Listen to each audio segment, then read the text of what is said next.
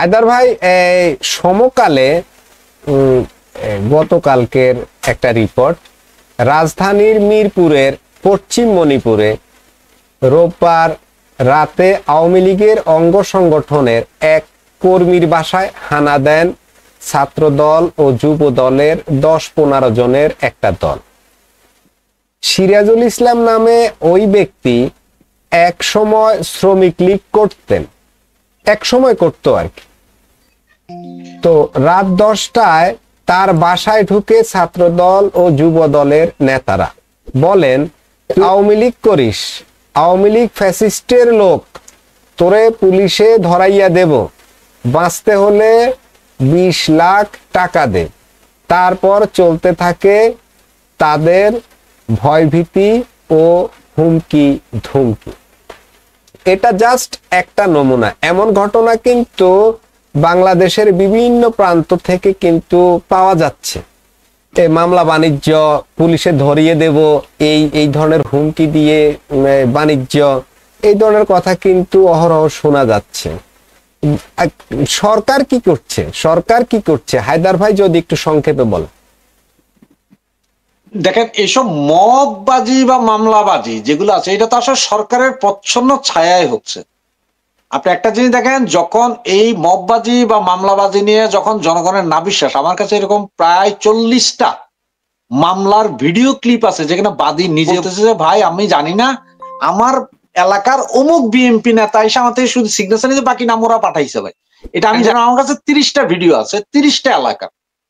আর মববাজি তো আপনারা দেখতেইছেন সব জায়গায়। এবং সবচেয়ে মজার বিষয় একটা কি জানেন, এই গত 2 দিন আগে আরেকটা নিউজ আসছে যে এক খালেদা জিয়ার নাম দিয়ে নাকি 16 কোটি টাকা, না জানি 1600 কোটি টাকা অলরেডি হাতায় নিছে।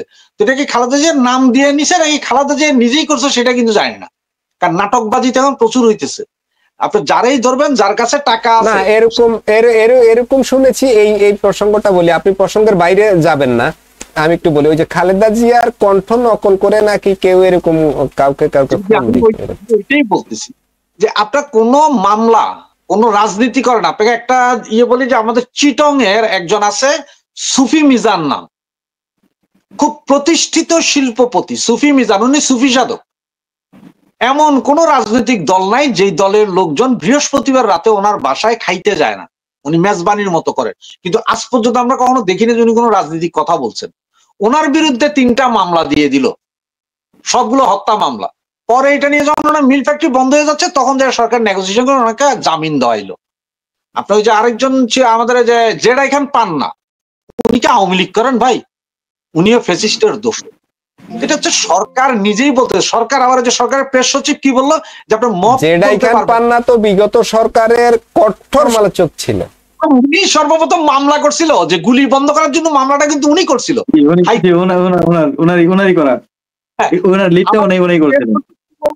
যে এটাকে মব বলা যাবে না, এটাকে প্রেসার গ্রুপ। তা আপনারা যখন মবকে বলবেন প্রেসার গ্রুপ, তাহলে মববাজি হবে না কেন ভাই?